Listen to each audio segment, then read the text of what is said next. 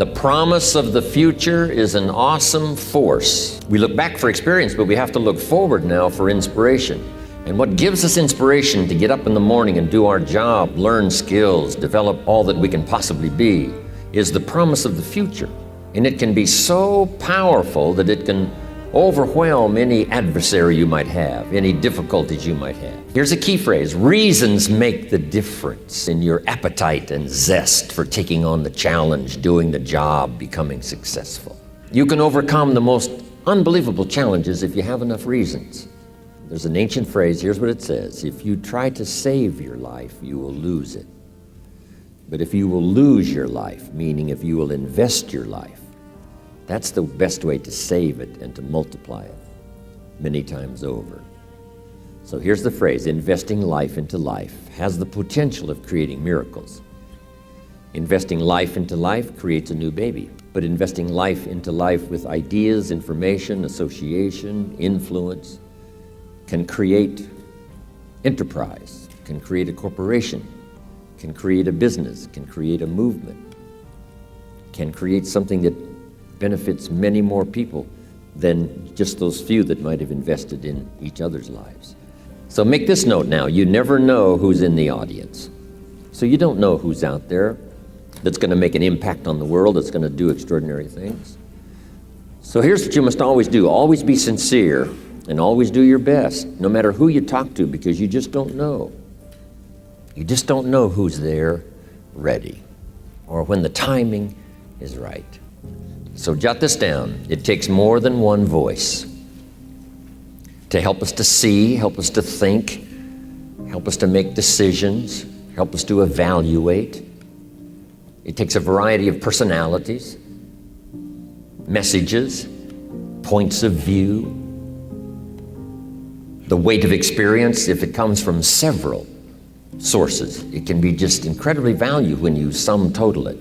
Okay, let's talk about setting goals. When I first met Earl Schoaf, not long after we had met each other, he asked me, "Mr. Rohn, maybe here's one of the best ways I can help you." He said, "Let me see your current list of goals and let's go over them and talk about them." He said, "I've got the experience." And he said, "Let's do it." And I said to him, "I don't have a list." He said, "Well, if you don't have a list of your goals," he said, "I can guess your bank balance within a few $100s, which he did. And I thought, isn't that something? Then I said to him, "You mean if I had a list of goals, it would change my bank balance?" He said, "Drastically." So that got my attention. And all those years ago, I learned how to set goals. We're primarily affected by 5 things. Number 1 is the environment: the political environment, the social environment, the physical environment.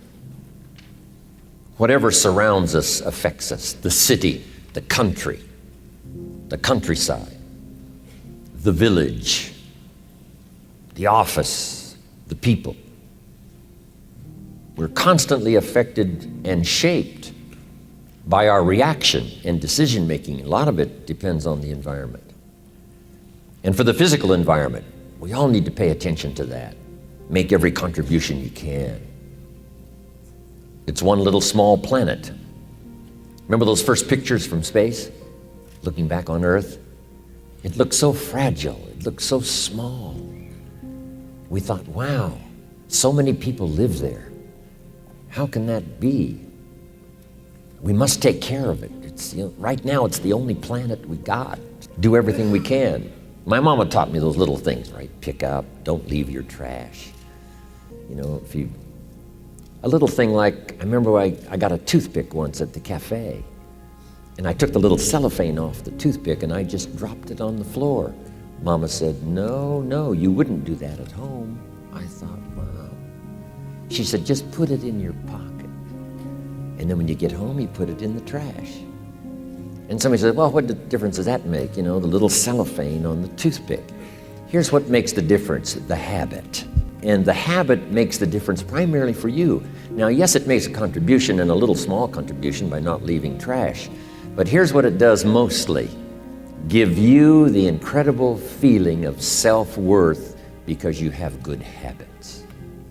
That's the deal. The habit of turning out the lights when you're finished with your hotel room. You leave the hotel room,